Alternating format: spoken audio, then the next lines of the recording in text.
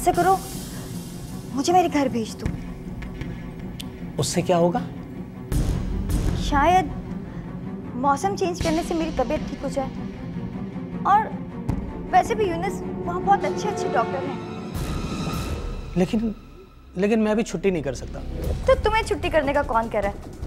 तुम मुझे यहाँ से गाड़ी में बिठा देना और अब्बू मुझे वहाँ से रिसीव कर लेंगे।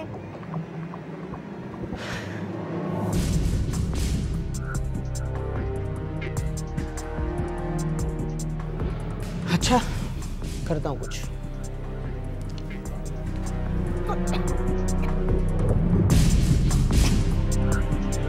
मुझे यूनुस ने फ़ोन करके सारी सूरत हाल बता दी थी।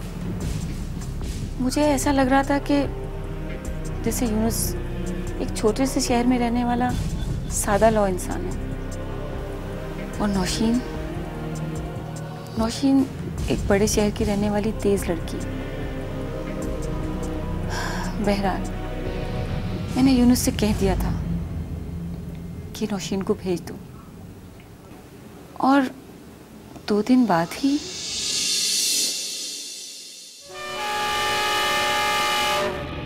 आओ बेटा आओ। अरे भाई कहाँ हैं सब लोग? देखो भाई कौन आया है।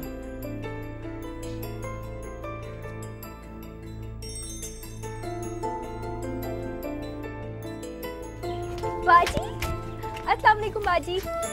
कैसी है? कितनी थकी हुई लग रही है। चले अंदर चले, मैं अभी आपके लिए चाय बना दूँ। चले।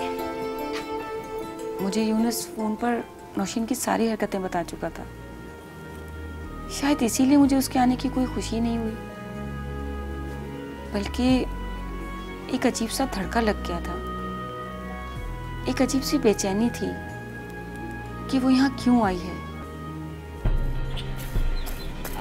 अम्मी, मैं अपने दोस्तों से मिलके आ रही हूँ। ठहरो, मैं भी चल रही हूँ तुम्हारे साथ। अम्मी आप क्यों जाएंगी? मैं जल्दी आ जाऊंगी।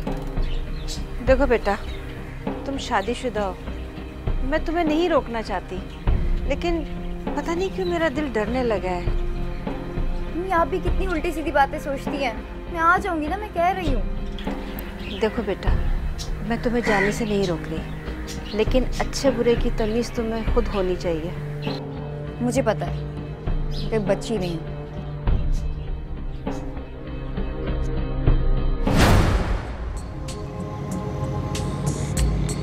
ऐसे क्या देख रहे हो? देख रहा हूँ कि मैं अभी तुम्हारे लिए उतना ही अहम हूँ या इतने फासले ना हमारे बीच में दूरियां पैदा करती हैं। अगर ऐसा होता तो मैं इतनी मुसीबतें झेलने के बाद आज यहाँ ना होती। मैंने सोच लिया है कि मुझे क्या करना है। मैंने सब इंतजाम कर लिया है। हम आज और अभी शादी कर रहे हैं। शादी? मगर शाहिद। अरे बाबा, मैं तो मजाक कर रहा था, तुम संजीदा हो गए बेकार में। ओह माय गॉड शाहिद, तुमने तो मेरी जान ही निकाल दी थी। अब तुम्हें किसी बात का डर है? डर तो नहीं है, मैं खुद भी यही चाहती हूँ, लेकिन मैंने इसके लिए कुछ सोच रखा है।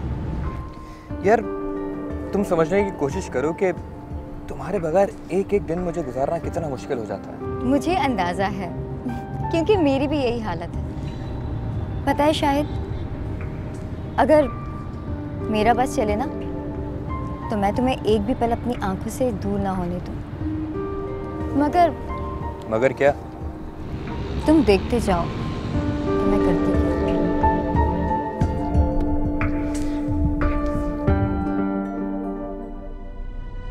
उसको आए तकरीबन 2 हफ्ते हो चुके थे और मेरी तशवीश बढ़ती ही जा रही थी। फिर आखिर मैंने उससे पूछ ही लिया।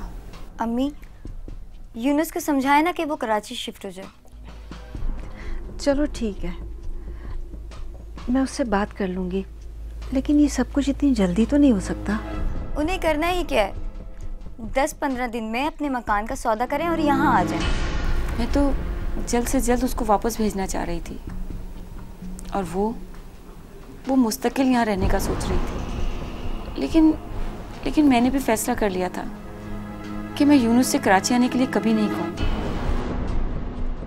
फिर मैंने यूनुस को फ़ोन भी कर दिया था कि मैं नौशीन को वापस भेज रही हूँ, और इदरीस जाकर उसे ट्रेन में भी बिठा आए थे।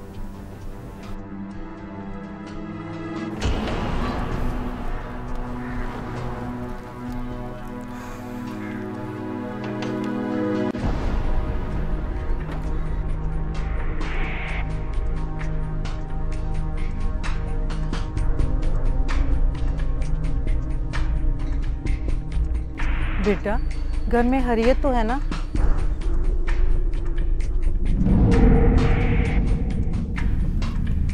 सब खैरियत है।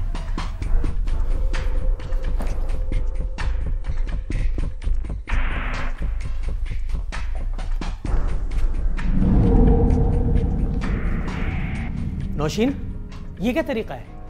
तुमने अम्मा को सलाम तक नहीं किया। देखो यूनुस, मुझसे किसी के बिला वजह के नखरे उठाए नहीं जाते। देखो देखो, तुम मेरी माँ के लिए ये बात कह रही हो। यूनुस, अगर तुम्हें मेरा ये रवैया बुरा लगता है तो तुम इस बारे में सोच लो कि तुम्हें क्या करना है।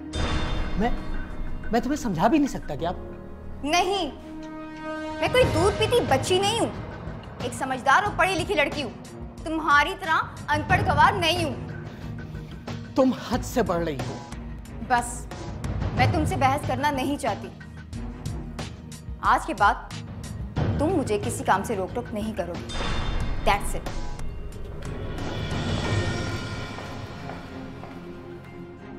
यूनुस ने जब मुझे बताया तो मुझे बहुत शर्मिंदगी हुई। मैं तो यूनुस को तसल्लियां दे देकर भी थक चुकी थी, लेकिन बंदा जब खुद बिगड़ने पे तुला हो तो फिर क्या हो सकता है। और नौशीन का मामला भी कुछ ऐसा ही था, क्योंकि उसने यूनुस को बताया था कि मैंने उसे मोबाइल दिया है ताकि वो मुझसे राब्ता कर सके। उसने यूनुस को वक्ती तौर पर तो मुतमईन कर दिया था झूठ बोलकर,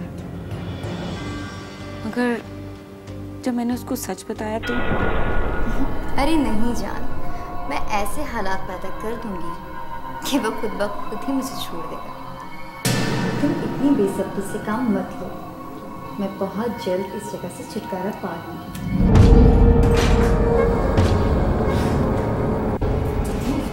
तू यहाँ पे ये गुजरे उड़ा रही है। आप मेरे पास समझने की कोशिश तो करें। मैं अपने घर फोन कर रही थी। झूठ बोल रही है। तेरी माँ से मैंने पूछा था, उन्होंने कोई मोबाइल नहीं दिलाया तुझे। जल्दी बोल, कहाँ